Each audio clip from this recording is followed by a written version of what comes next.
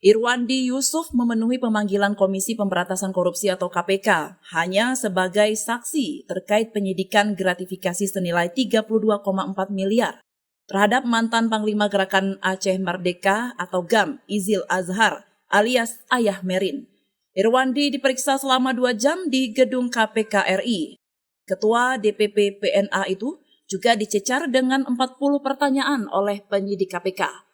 Diperiksa sebagai saksi, Bang Wandi, sapaan akrabnya, menjelaskan penyidik KPK hanya memverifikasi keterangan yang pernah disampaikan sebelumnya. Pemanggilan saya untuk saksi, tetapi penyidik punya jawaban saya yang dulu.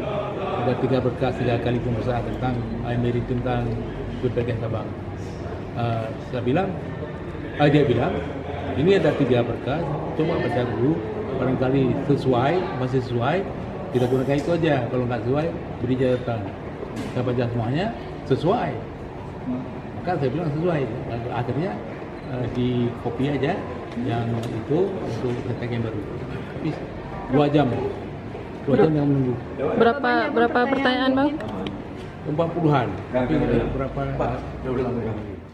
Diberitakan sebelumnya, Izil Azhar alias Ayah Merin berhasil dibekuk oleh KPK di Banda Aceh pada 25 Januari 2023 setelah buron sejak 2018. Mantan petinggi GAM wilayah Sabang itu merupakan orang kepercayaan Irwandi Yusuf saat dirinya menjabat sebagai Gubernur Aceh. Ayah Merin diduga terlibat dalam kasus korupsi penerima gratifikasi pada proyek pembangunan dermaga bongkar muat di Pelabuhan Bebas Sabang hingga merugikan keuangan negara. Dari Banda Aceh, Lala Nurmala melaporkan untuk Puja TV Aceh.